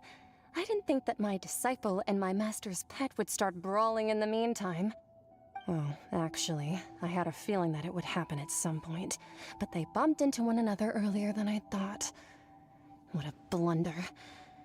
I suppose I'll have to swing my sword 3 million times as penance. That power. Who are you exactly? Paimon has an idea. From what she said earlier, she must be Child's master. Skirk, right? It's just that he gave us the impression that she was the less talkative person. I simply did not have anything to say to the weak. But you, on the other hand, managed to defeat the all-devouring narwhal without using power from beyond this world. So you may speak to me as equals. I have to agree. It's a strange use of a planet's primordial waters just to raise an all-devouring narwhal. That kind of power is wasted on it. It's not cooperative, it eats too much, and I have more important things to do with my time than pet sitting. The only thing that creature has going for it is its looks.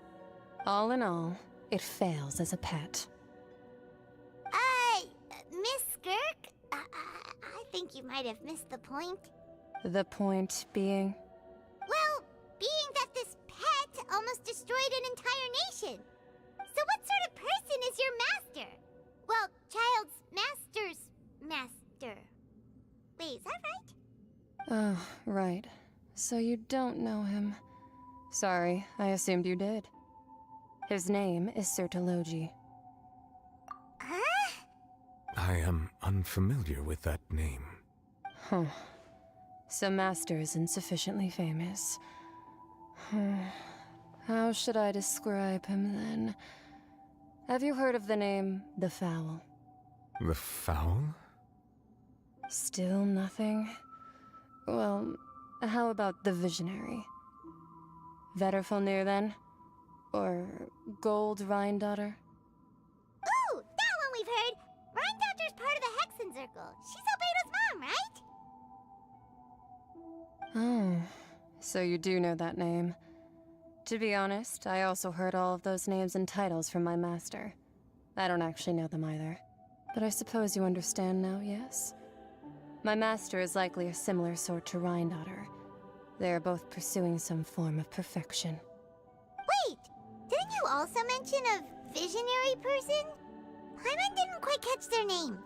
Actually, never mind that. I believe it expedient to inform you that the all-devouring narwhal used up nearly all its strength fighting you. Such roiling hydro energies will prove difficult for the planet's deep seas to digest. As such, the Fontaine back on the surface has most likely been thrown into chaos. In other words, the prophecy that you've been fretting over should now be in full swing. What?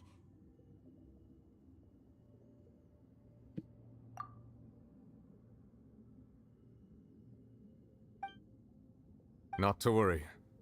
Focalor has already managed to deceive the heavenly principles. In the end, the people will all be dissolved into the waters, and only Farina will remain, weeping on her throne.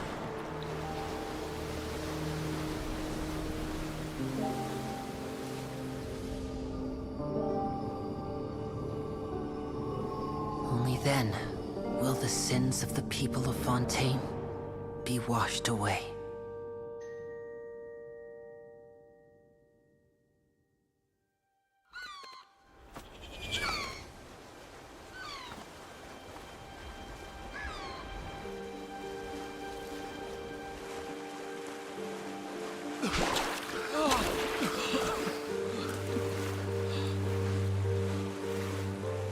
Hey!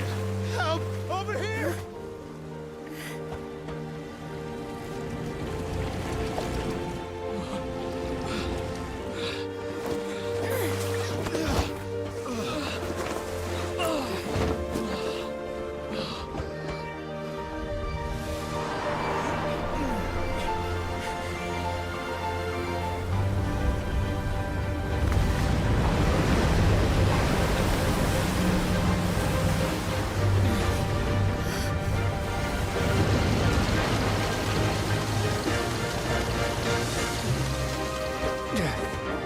All hands, initiate emergency rescue!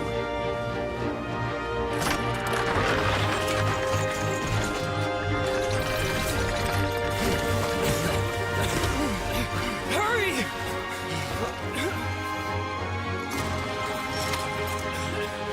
Hey, lend a hand!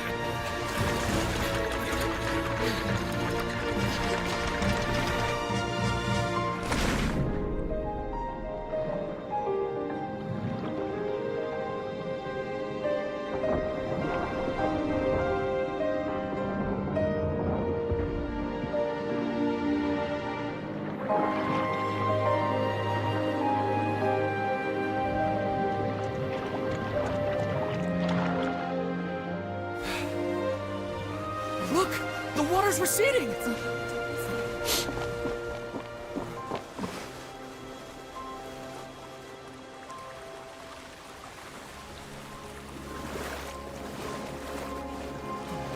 It's a miracle! Water's receding. We didn't dissolve. The prophecy was wrong. The prophecy was wrong.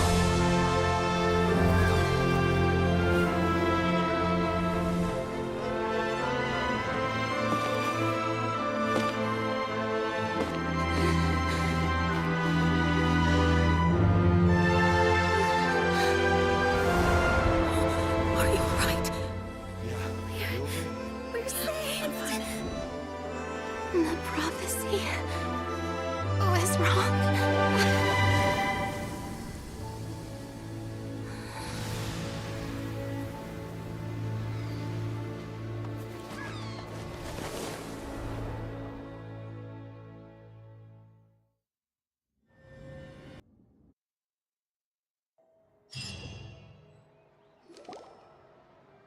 The Soul renewed.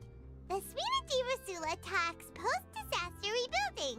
I recently visited Poisson to meet with Miss Navia, spokesperson of the Spina di Rasula, and we spoke about Poisson's present and future. Old soil can still give birth to new bloom, Miss Navia stated. Hope is like seeing a small cookie when you're starving late at night. You just need a little of it. Skyship Winglet, lunar brain of the Fontaine Research Institute. The various disputes that have arisen on account of Mr. Edwin have suddenly become a shield over the Institute, with Jurier turning out to be a once overlooked hidden gem. People always call the first researcher mad, but few know what to call the second. And should that latter person achieve a miracle, they would find it all the harder to find a word with which to classify him and his team. Wow! Paimon barely recognizes the people in the reports. Are those really Jurier and Navia? They sound like real big shots. What do you think? Pretty enthralling, huh? The Steambird's idea was pretty simple. With the disaster just having passed, we would print a free edition packed to the margins with good news to calm people down. The value for these big scoops lies in their inevitable follow-ups. We'll publish further reports and go into the stories behind those people. Edwin's assistant, Jurier, created a true flying ship, while Navia is leading people in the reconstruction of their home. I'm sure that these stories could draw even your well-traveled eye. Paimon's curious too! Wait a minute. Didn't we watch everything happen from start to finish? What's there to be curious about? And that's exactly why I'd like you to come conduct interviews with me. You're the best incubators of news, if you haven't noticed. And also, with you around, I'm sure I'll get to see that Duke. Are you sure? Hasn't he turned you down several times already? Oh, this time will be different. Come on, let's head to Poisson first, and then make a trip to the fortress. There are some things you'll only know when you get there. All right. Pause point. Pause point. This is the pause point. All right. Well, that was quite cinematic, was it not? Quite the dramatic inner movie for Genshin Impact. Yeah, I think it's so far the best movie. If we're going to call them a movie, the drama, the great stage, the great play, the great opera. As far as one large chunk of cinematography that just continued on and on and on, even though we had like running around the stage commands and fighting the narwhal command and things like that, it was pretty much one big movie, as opposed to, let's say, the stuff that happens in Nod Cry with Columbina and the Doctor. Those were much more broken up. I mean, it's still a big story, a big build-up and everything like that, but not as dramatic and intense as this. And Sumeru, not really.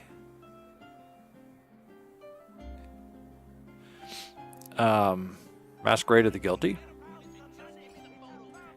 Huh? You'll have to explain that one. Sumeru, while it still had a lot going on, it didn't really have that same sort of... Oh, is that the title? Oh, I didn't notice. My bad. And of course, before Sumeru was Liyue, had the big battle and well, actually before that was Inazuma, and Inazuma didn't really have a lot of big cinematographics to it. It was all lots of little like episodic things, and then of course Liyue, just things lit up to the big battle, and Mondstadt really didn't have anything. So I guess we're looking at a progression of storytelling techniques and stuff here that are going on. But I think this really reached its point because Nodcry's up next. I mean, Natlan's up next, and I don't know what the the cinematic story techniques will be when we get to Natlan. But here we've gotten this so far. We still have the Rumeria quest to go through, plus whatever the follow-up is on this and stuff like that. So yes, it is the first appearance of the Skirk. She's far more talkative in this than she is in anything else that turns up.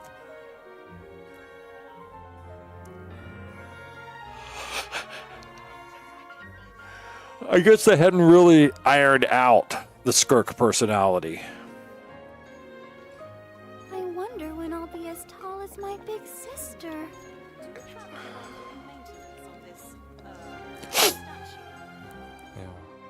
We're also getting our first introduction to...